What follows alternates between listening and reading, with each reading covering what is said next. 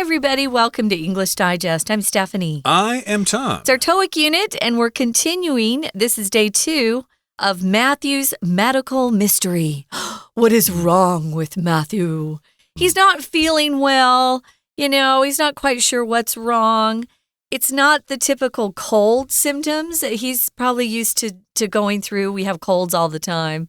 Or it's not even typical flu, the flu feelings that we go through sometimes. So he just wants to make sure. There's one thing I have noticed about Taiwan, though, Tom, and it's that people go to the doctor for everything here.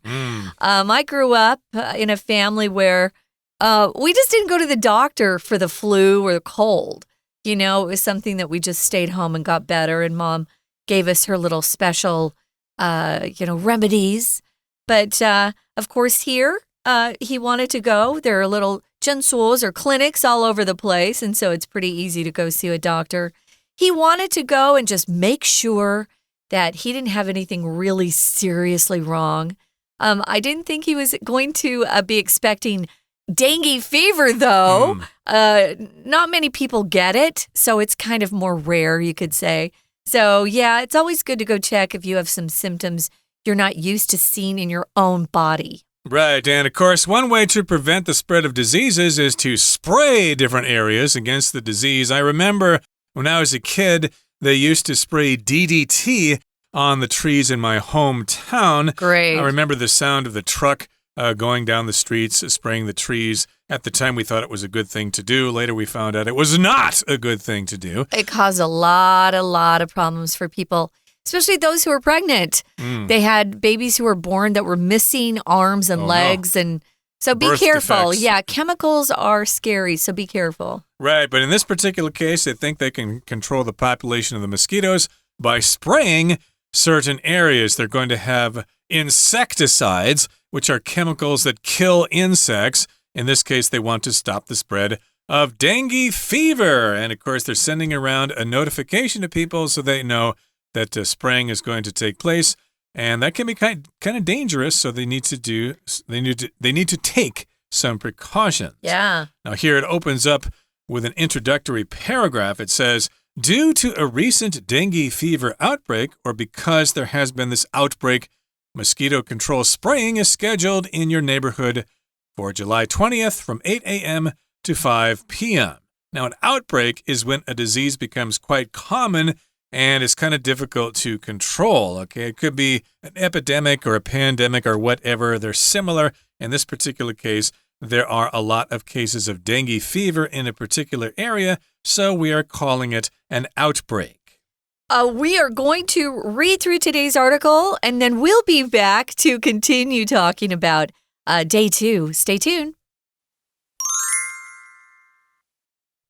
Due to a recent dengue fever outbreak, mosquito control spraying is scheduled in your neighborhood for July 20th from 8 a.m. to 5 p.m.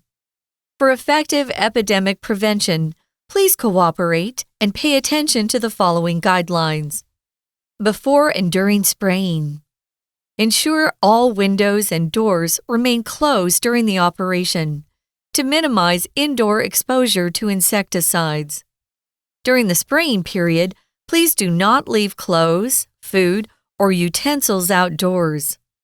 Bring pets indoors or to a safe area away from the spraying zone. Avoid outdoor activities in treated areas during spraying times. If you must be outside, consider wearing long-sleeved clothing and masks for protection.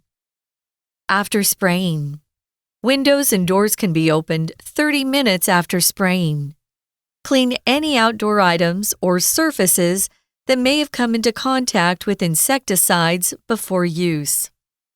Wash exposed skin surfaces with soap and water if contact with the insecticide is suspected.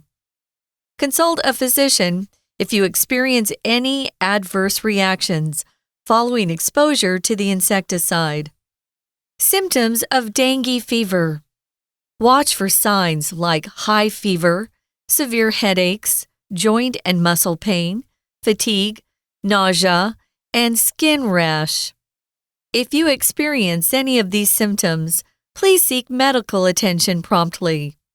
We urge all residents to aid in dengue prevention by eliminating standing water, thus reducing mosquito breeding areas. Thank you for your cooperation and understanding. Tainan City Government Public Health Bureau. Welcome back, everybody. Again, we've got a notification here.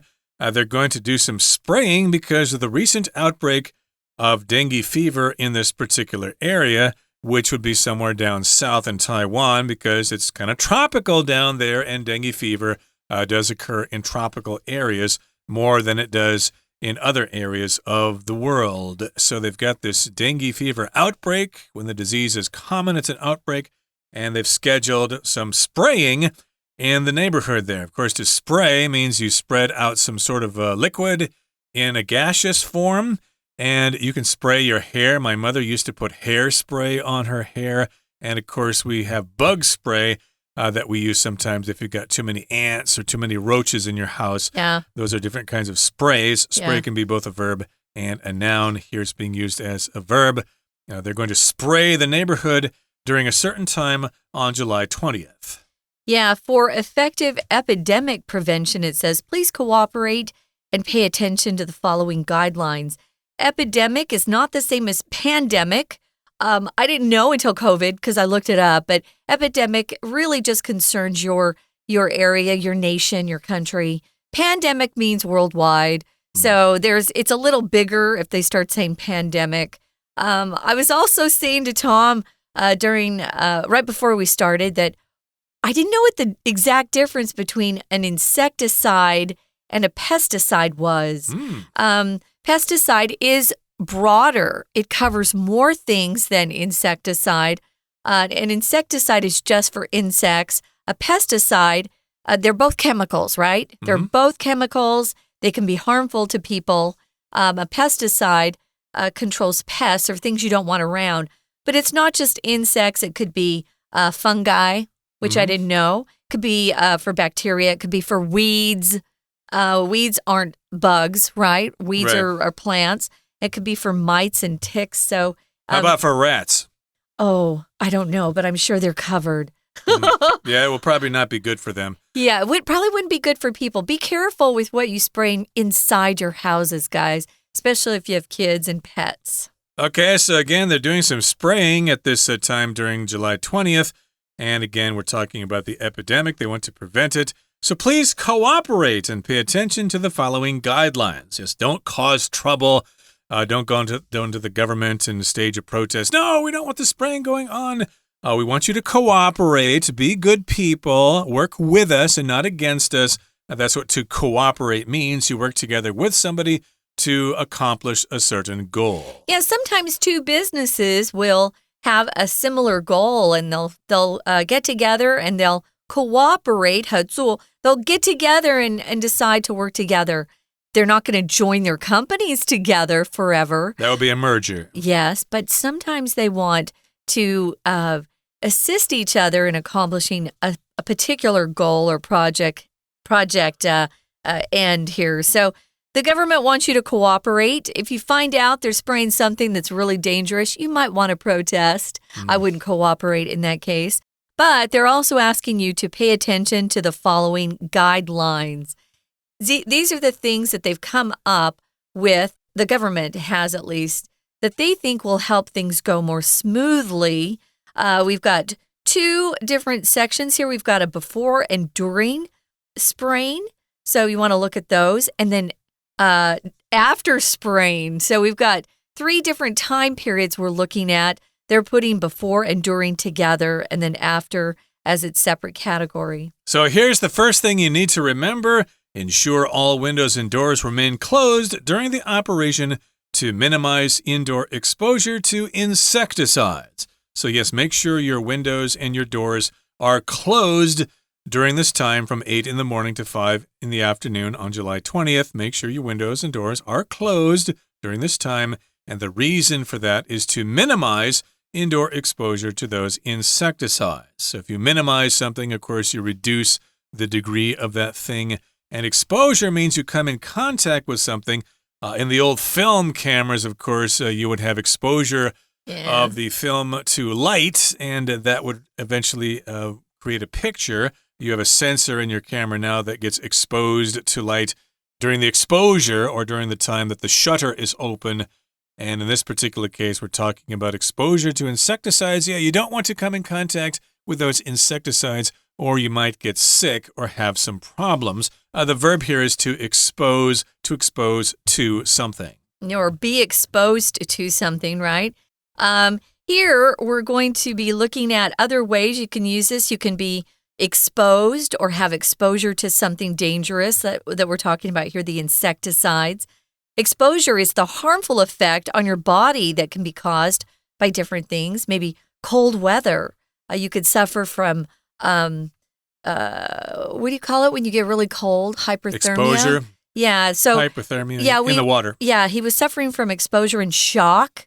Sometimes you can be exposed to those things because of being outside and in harsh weather.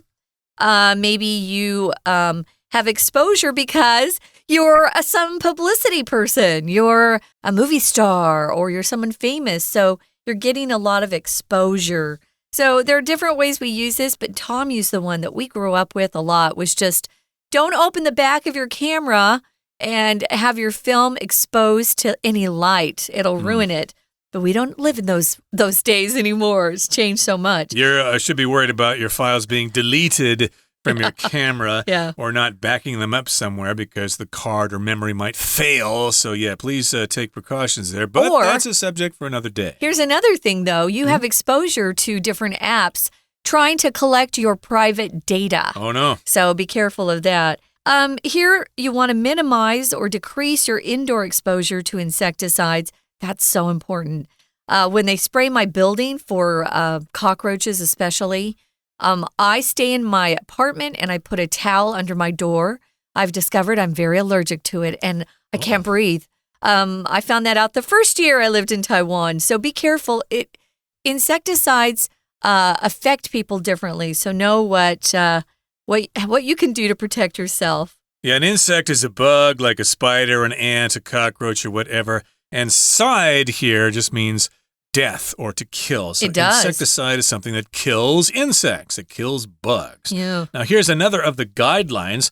During the spraying period, during the time that we're spraying, please do not leave clothes, food, or utensils outdoors. Okay, so yeah, you don't want your clothes to be exposed to these chemicals because they might touch your skin and you'll get sick. And don't leave food outside. Of course, that's self-explanatory there. And your utensils here, that usually refers to your knife, your fork, your spoon, your chopsticks, or whatever. But this could also be referring to maybe tools or anything that comes in contact with your body. You can also bring your pets indoors. Most people in Taiwan have pets that live indoors. Put them in a safe area away from the spraying zone. Zone is just a particular area that is being used for something in particular. Avoid outdoor activities. Don't go jogging while they're spraying an insecticide in your neighborhood. That'll be dumb. If you must be outside, maybe you have a job and you work on the roads or you're in construction and you're outside. Consider wearing long-sleeved clothing and a good mask, and it would have to be a good mask, not the kind that you see everyone wearing. Maybe an N95 mask that is fitted to your face in particular. That will help with some of the protection you need. Okay, now here's what you do after spraying. Of course, they'll finish spraying, but it's not over yet.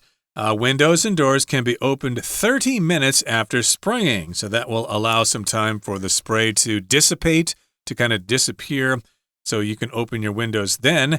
Here's another point to remember. Clean any outdoor items or surfaces that may have come into contact with insecticides before use. Okay, so yes, if you've got a table outside or some outdoor chairs. Some shoes even outside, right? Right, exactly. A tricycle that your little kids ride. Or toys or whatever. Yeah. Yes, you want to clean those items using a cloth of some sort. Maybe put some spray on it or your own kind of spray to get rid of the residue from the spraying there. So residue is left over from something. Right, and of course you don't want your kids to get sick by having exposure to leftover chemicals. And finally here, after spraying, you need to consult a physician if you experience any adverse reactions following exposure to the insecticide. So an adverse reaction is just when you have a reaction that is severe and it's uncomfortable and it's very serious, and so you need to do something about it. So if you've had contact with the spray or the insecticides or the chemicals and you're feeling sick, you're throwing up or whatever, you should consult a physician. To consult just means to ask somebody for information or get some advice from them. And a physician is a doctor. A physician here is just a fancy word for medical doctor. I wanted to mention adverse is also pronounced adverse. They're both correct. If you work in the medical industry and you're involved with clinical trials, 实验, then you'll see AE and you'll kind of follow when they're trying to test out a new drug or a vaccine, they will try to follow the reactions that the people they're giving medicine to are coming up with. Adverse or adverse means bad for you, unfavorable. That's not a good thing. So my meeting with my boss was very adverse to my future employment there, meaning you probably will get fired for something you said or did during the meeting. So adverse or adverse means unfavorable to someone, not a good thing. Here's the last thing, symptoms of dengue fever. What are some of the symptoms or signs to watch out for? We talked about some of these, a high fever. High fever would be something so high that you typically would go and see a doctor about. I've had a fever of 101, 102. Oh, I'm using Fahrenheit, though. I don't know how high it has to be here for parents to start getting worried, but watch out for that, especially with little children and elderly people. They can't handle the high fever as well as those who are not in those vulnerable age groups can. A severe headache, we talked about that. Scale of 1 to 10, severe is very intense, maybe a 7 to a 10. Those are bad. Joint and muscle pain. What's your joint? A joint connects your bones. So look at your elbow, your knee. Those are some big joints that start aching or hurting when you're having joint pain.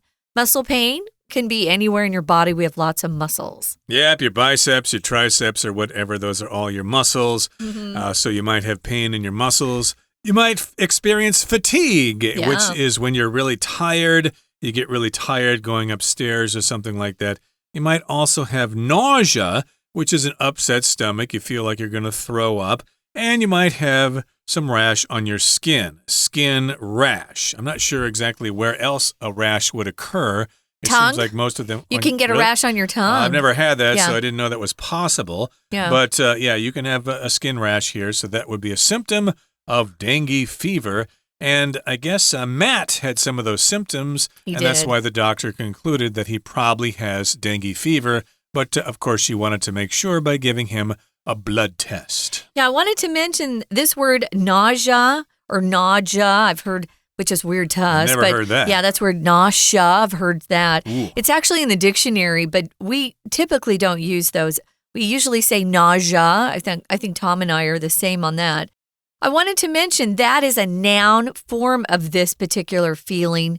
Kind of feels like you're dizzy, you want to throw up. All of that's that kind of nausea feeling. Nauseous feeling. Tom used this in day one. Nauseous is an adjective.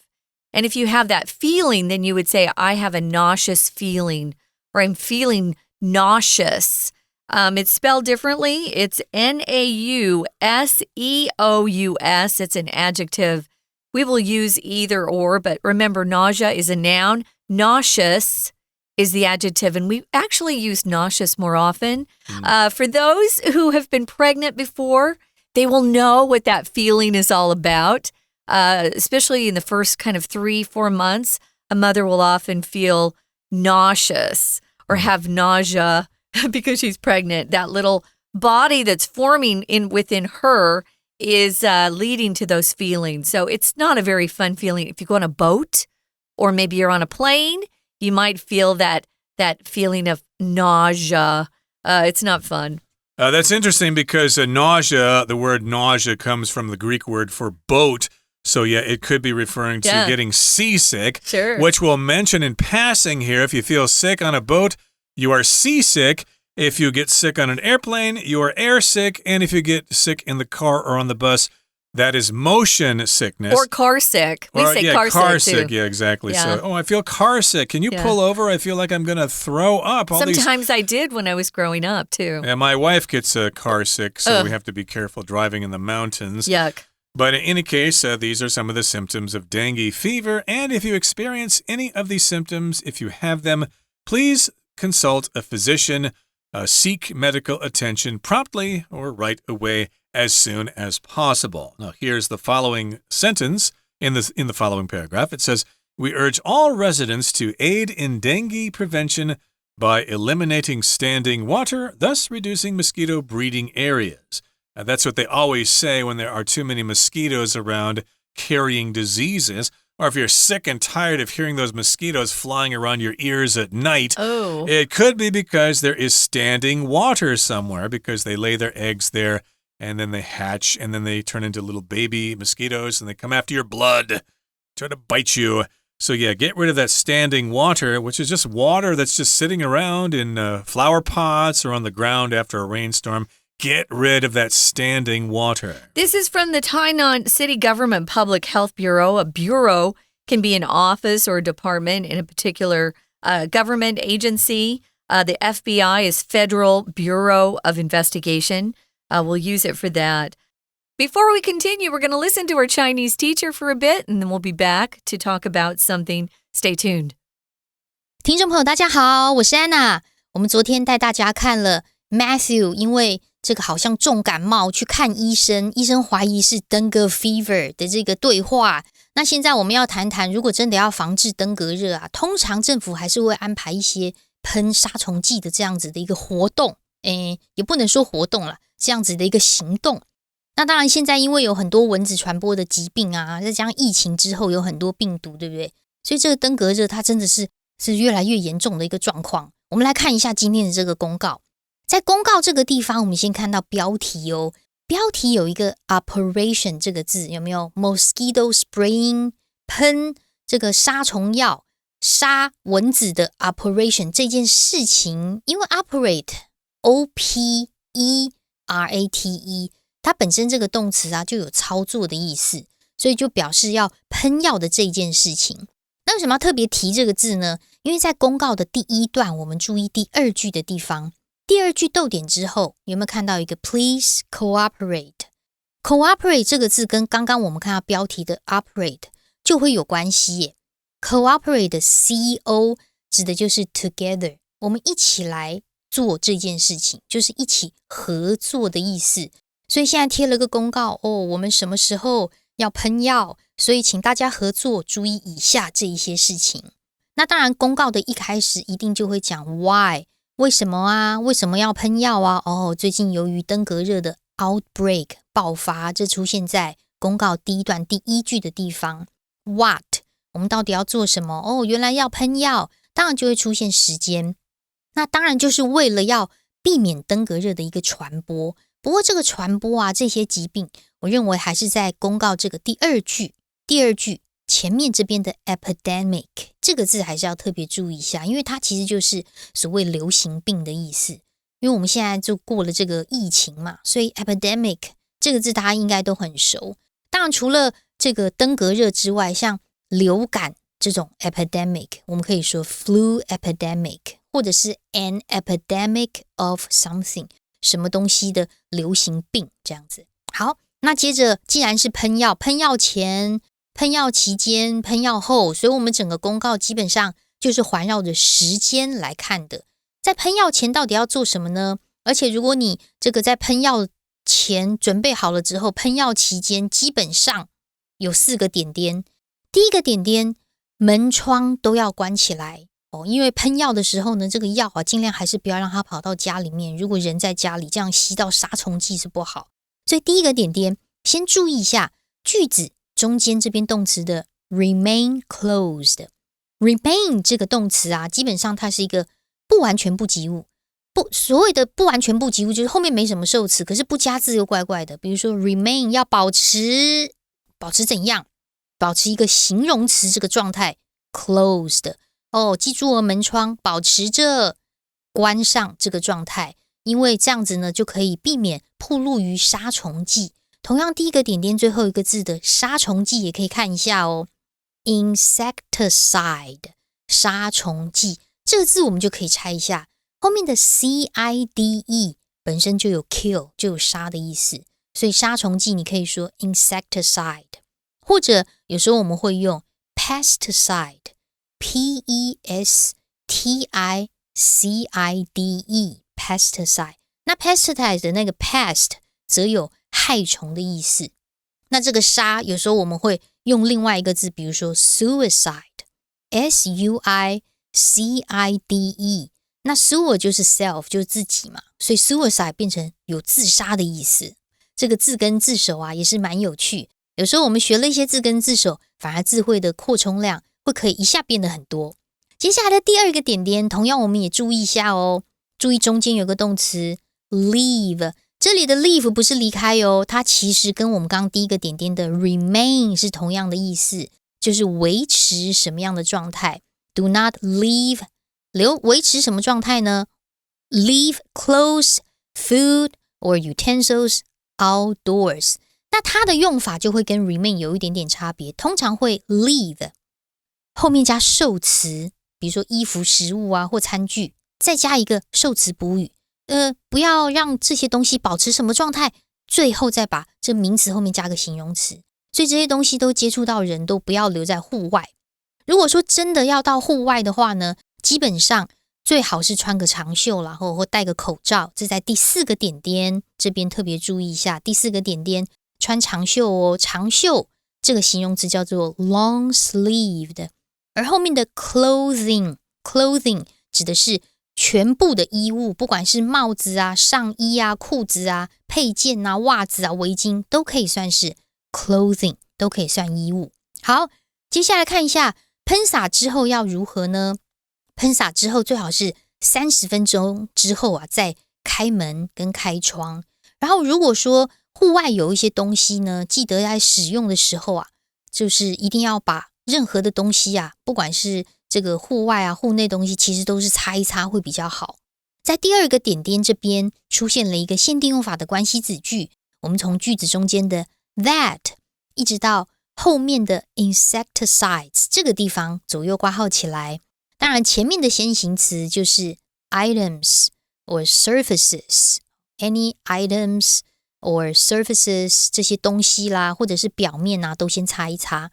什么东西呢？可能有接触到杀虫剂的。当然在这里的括号里面的限定用法关系子句里面出现了一个对过去事实的推测， may 加 have 加 pp， may have done something 就表示过去可能做了一件事。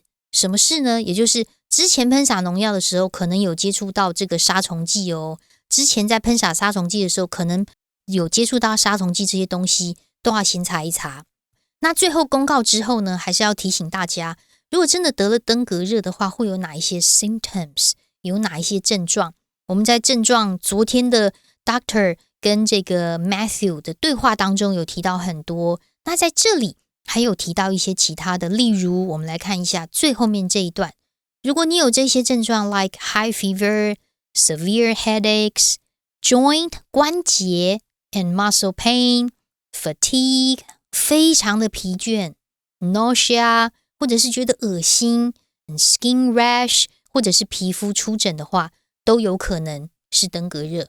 那最后面这一段我们只要注意2个字就好了， standing water 这个叫做积水。积水有时候会看到另外一个形容词叫做 stagnant water， 这个形容词是 stagnant stagnant， 这些积水通常就是不流动，然后有点臭臭的，蚊子会在里面下蛋所以一定要消除积水这个 standing water stagnant water 的消除非常重要。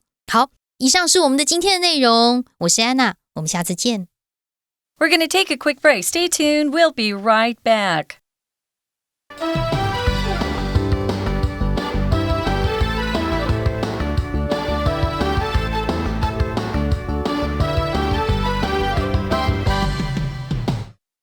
Okay, guys, here's our discussion question. Tom, do you think there are better ways to prevent dengue fever than spraying insecticide? Well, they do say prevention is better than cure, or how's the phrase go? An ounce of prevention is worth a pound of cure. So, yes, don't expose yourself to the disease in the first place. Get rid of standing water. And yes, spraying does seem kind of severe, kind of extreme. But hey, what can you do? The public wants the government to do something about this. So governments are probably under pressure to actually do some spraying.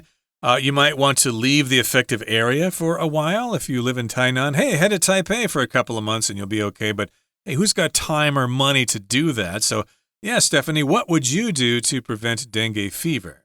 I probably, if I had small kids in particular, I'd put them in long-sleeved shirts and long-sleeve pants if I went out to that area to keep mosquitoes away from them, spray them with something natural. Even bug spray on skin is not good for you. So be careful with this stuff. Go as natural as possible and stay away from areas where they've been spraying. Right. And the second part of our discussion questions is a question very similar to the first one. Are there any additional precautions or advice you would add to the guidelines provided by the Health Bureau? And yes, indeed, they would probably include the things that we just said. Putting long sleeve clothes on your children, avoiding contact with certain areas. I think also you should listen to reports about areas that have more prevalence of that particular disease. They also track cases. The government will track cases of dengue fever. So check, see if that area has had any cases. And maybe avoid that place for a while. And we certainly hope that none of you catch dengue fever, because if you do catch it, it will interrupt your studies of English, and we want you to excel in English and your other courses so that you have a bright future. And if you need more information, you can consult Facebook or YouTube for more content from our program, and we wish you the best of luck. So that brings us to the end of our program for today. Thank you for joining us, and please join us again next time. From all of us here at English Digest, I'm Tom. I'm Stephanie. Goodbye. Bye.